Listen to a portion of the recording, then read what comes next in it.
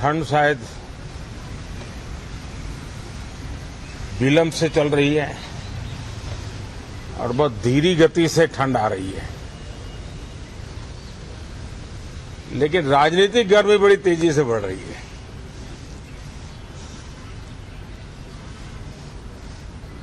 कल ही 4 राज्यों के चुनाव नतीजे आए हैं। बहुत ही उत्साहवर्धक परिणाम है। ये उनके लिए उत्साहवर्धक है जो देश के सामान्य मानवी के कल्याण के लिए कमिटेड है, जो देश के उज्जवल भविष्य के लिए समर्पित है,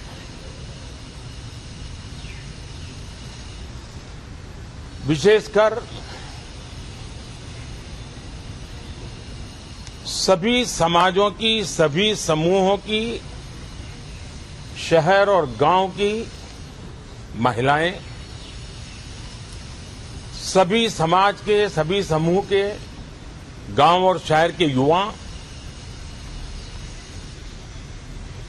हर समुदाय के, समाज के किसान और मेरे देश के गरीब, ये 4 ऐसी महत्वपूर्ण जातियां हैं जिनका एम्पावरमेंट, उनके भविष्य को सुनिश्चित करने वाली ठोस योजनाएं और लास्ट माइल डिलीवरी,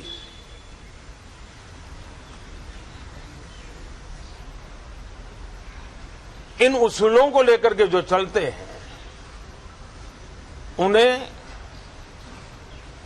भरपूर समर्थन मिलता है। और जब गुड गवर्नेंस होता है, पूर्णतया जनहित के लिए समर्पण होता है, तो एंटी इनकम्बेंसी ये शब्द इरेलेवेंट हो जाता है।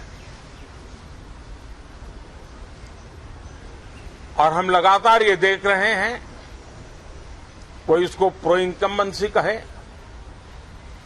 कोई इसे गुड गवर्नेंस कहे, कोई इसे ट्रांसपेरेंसी कहे, कोई उसे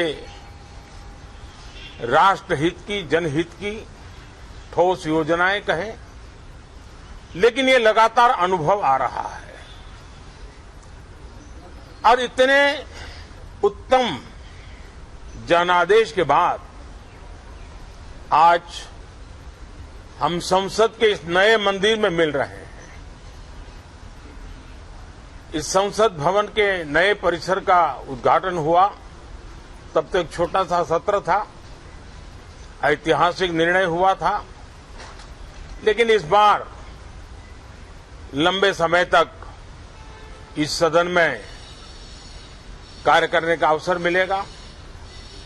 नया सदन है, छोटी मोटी अभी भी शायद व्यवस्थाओं में कुछ कमियां महसूस हो सकती हैं। जब लगातार काम चलेगा, सांसदों और विजिटर्स को भी, मीडिया के लोगों को भी ध्यान में आएगा कि इसको जरा अगर ठीक कर लिया जाए तो अच्छा होगा। और मुझे विश्वास है कि आदरणीय उपराष्ट्रपति जी और आदरणीय स्पीकर महोदय के नेतृत्व में उन चीजों की तरफ पूरी तरह निगरानी है। और आपसे भी मैं कहूंगा, कोई चीज ऐसी छोटी मोटी आपके ध्यान में आए तो जरूर आप ध्यान आकर्षित करना, क्योंकि ये चीजें जब बनती हैं तो आवश्यकता के अनुसार बदलाव की भी जरूरत होती है।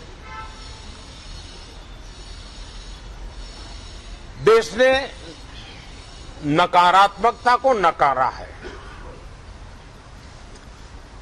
मैं लगातार सत्र के प्रारंभ में विपक्ष के साथियों के साथ हमारा विचार विमर्श होता है, हमारी मेन टीम उनसे चर्चा करती है। मिलकर के भी सबके सहयोग के लिए हम हमेशा प्रार्थना करते हैं, आग्रह करते हैं। इस बार भी इस प्रकार की सारी प्रक्रियाएं कर ली गई हैं और आपके माध्यम से भी मैं सार्वजनिक रूप से हमेशा हमारे सभी सांसदों से आग्रह करता हूं,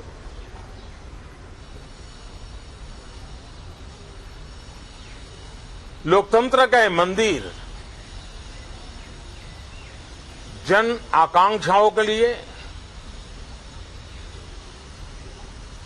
विकसित भारत की नींव को अधिक मजबूत बनाने के लिए बहुत महत्वपूर्ण मंच है।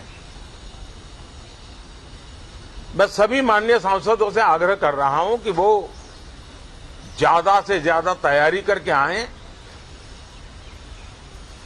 सदन में जो भी बिल रखे जाए उस पर गहन चर्चा हो, उत्तम से उत्तम सुझाव आए और उन सुझावों के द्वारा, क्योंकि जब एक सांसद सुझाव देता है तो जमीनी अनुभव का उसमें बहुत ही उत्तम तत्व होता है, लेकिन अगर चर्चा ही नहीं होती है तो देश उससे मिस करता है उन चीजों को। और इसलिए मैं फिर से आग्रह करता हूं, और अगर मैं वर्तमान चुनाव नतीजों के आधार पर कहूं तो जो विपक्ष में बैठे हुए साथी हैं, ये उनके लिए गोल्डन अपॉर्चुनिटी है। इस सत्र में पराजय का गुस्सा निकालने की योजना बनाने के बजाय इस पराजय में से सीख करके पिछले 9 साल से चलाई गई नकारात्मकता की प्रवृत्ति को छोड़ करके इस सत्र में अगर सकारात्मकता के साथ आगे बढ़ेंगे तो देश उनके तरफ देखने का दृष्टिकोण बदलेगा, उनके लिए एक नया द्वार खुल सकता है। और वो विपक्ष में है तो भी उनको एक अच्छी एडवाइस दे रहा हूं कि आइए, सकारात्मक विचार लेकर के आइए। अगर हम 10 कदम चलते तो आप 12 कदम कर फैसला लेकर के आइए।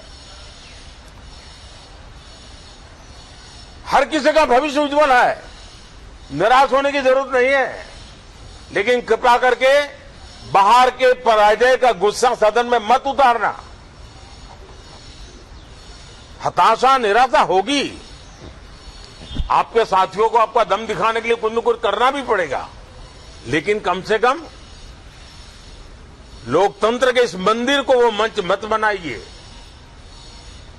और अभी भी मैं कहता हूं, मैं मेरे लंबे अनुभव के आधार पर कहता हूं कि थोड़ा सा अपना रुख बदलिए, विरोध के लिए विरोध का तरीका छोड़िए, देश हित में सकारात्मक चीजों का साथ दीजिए, अच्छी उसमें जो कमियां हो उसकी डिबेट कीजिए।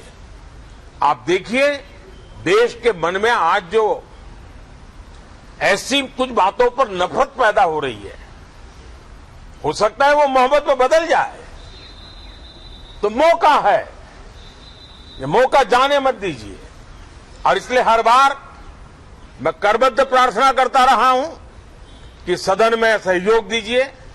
आज मैं राजनीतिक दृष्टिकोण से भी कहना चाहता हूं कि आपका भी भला इसमें है कि आप देश को सकारात्मकता का संदेश दें, आपकी छवि नफरत की और नकारात्मकता की बने, वो लोकतंत्र के लिए अच्छा नहीं है।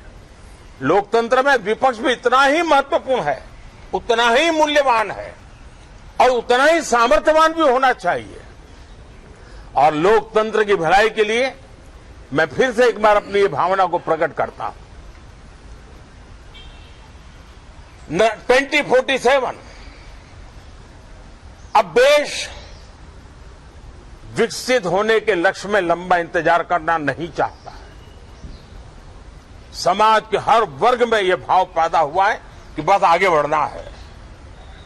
इस भावना को हमारे सभी माननीय सांसद आदर करते हुए सदन को उस मजबूती से आगे बढ़ाएं, यही मेरी उनसे प्रार्थना है।